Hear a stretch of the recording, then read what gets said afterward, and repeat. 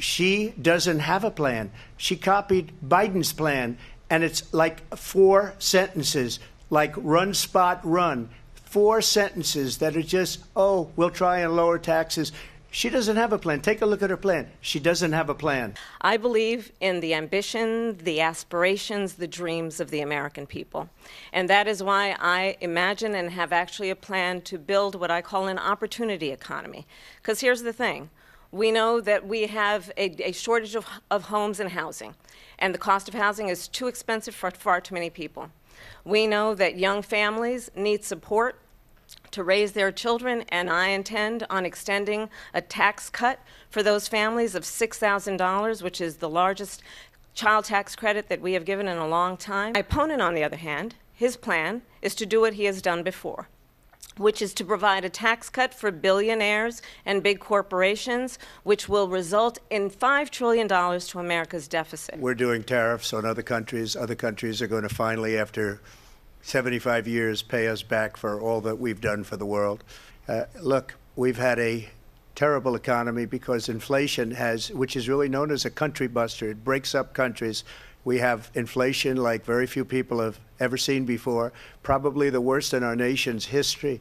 We were at 21%, but that's being generous because many things are 50, 60, 70, and 80% higher than they were just a few years ago. They have, and she has, destroyed our country with policy that's insane. Almost policy that you'd say they have to hate our country. First of all, they bought their chips from Taiwan. We hardly make chips anymore because of philosophies like they have and policies like they have. I don't say her because she has no policy. Everything that she believed 3 years ago and 4 years ago is out the window. She's going to my philosophy now. In fact, I was going to send her a MAGA hat. She's gone to my philosophy. But if she ever got elected, she'd change it. And it will be the end of our country. She's a Marxist. Everybody knows she's a Marxist. Her father's a Marxist professor in economics, and he taught her well. But when you look at what she's done to our country, and when you look at these millions and millions of people that are pouring into our country monthly, where it's, I believe, 21 million people, not the 15 that people say, and I think it's a lot higher than the 21. That's bigger than New York State pouring in. And just look at what they're doing to our country. They're criminals. Many of these people coming in are criminals. And that's bad for our economy, too. You know, you mentioned before, we'll talk about immigration later. Well, bad immigration is the worst thing that can happen to our economy. They have, and she has, destroyed our country with policy that's insane. Almost policy that you'd say they have to hate our country. And Trump. Well, as I said, you're going to hear a bunch of lies, and that's not actually a surprising fact. Let's understand how we got here.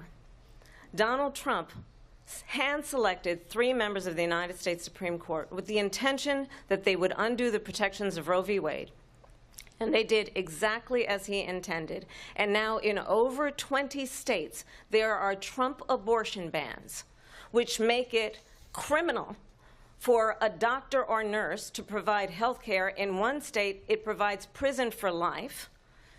Trump abortion bans that make no exception even for rape and incest, which understand what that means.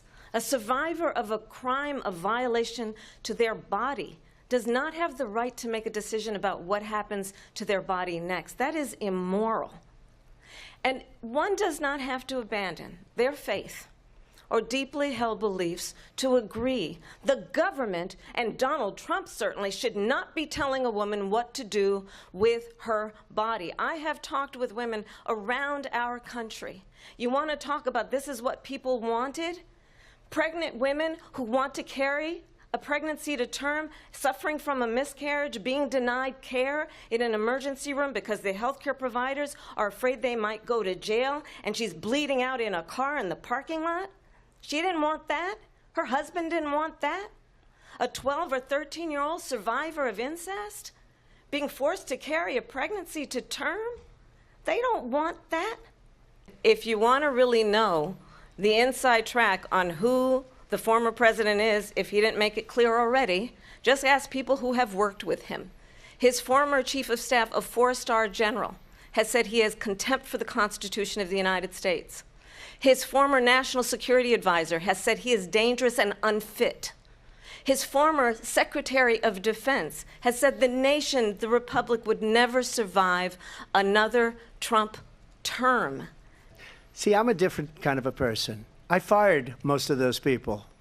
Not so graciously. They did bad things or a bad job. I fired them. They never fired one person. They didn't fire anybody having to do with Afghanistan and the Taliban and the 13 people whose were just killed, viciously and violently killed. And I got to know the parents and the family.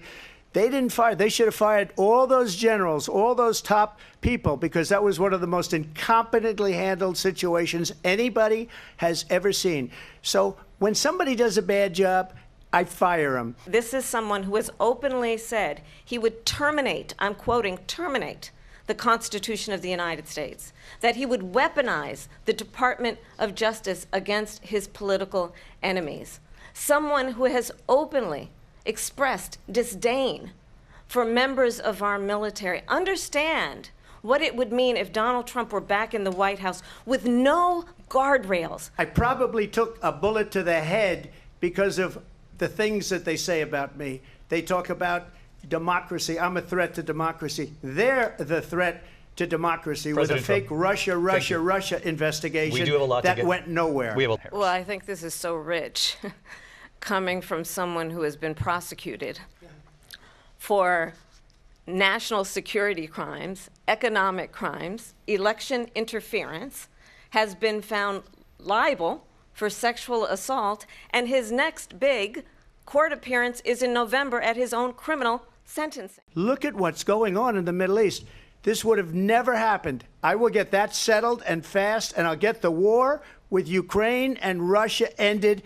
If I'm president-elect, I'll get it done before even becoming president. Vice President Harris, he says you hate Israel. That's absolutely not true. I have my entire career and life supported Israel and the Israeli people. He knows that. He's trying to, again, divide and distract from the reality, which is it is very well known that Donald Trump is weak and wrong on national security and foreign policy. It is well known that he admires dictators, wants to be a dictator on day one, according to himself. It is well known that he said of Putin that he can do whatever the hell he wants and go into Ukraine. It is well known that he said when Russia went into Ukraine, it was brilliant. It is well known he exchanged love letters with Kim Jong-un. And it is absolutely well known that these dictators and autocrats are rooting for you to be president again because they're so clear. They can manipulate you with flattery and favors. And that is why so many military leaders who you have worked with have told me you are a disgrace. That is why we understand that we have to have a president who is not consistently weak and wrong on Vice national President security, Harris. including the importance of upholding and respecting in highest regard our military. Vice President Harris, thank you. They're the ones, and she's the one that caused it, that's weak on national security by allowing every nation last month for the year, 168 different countries sending people into our country. Their crime rates are way down. Putin endorsed her last week, said, I hope she wins. And I think he meant it, because what he's gotten away with is absolutely incredible. It wouldn't have happened with me. The leaders of other countries think that they're weak and incompetent, and they are. They're grossly incompetent. And I just ask one question. Why does Biden go in and kill the Keystone Pipeline and approve the single biggest deal that Russia's ever made, Nord Stream 2, the biggest pipeline anywhere in the world going to Germany and all over Europe? Because they're weak and they're ineffective.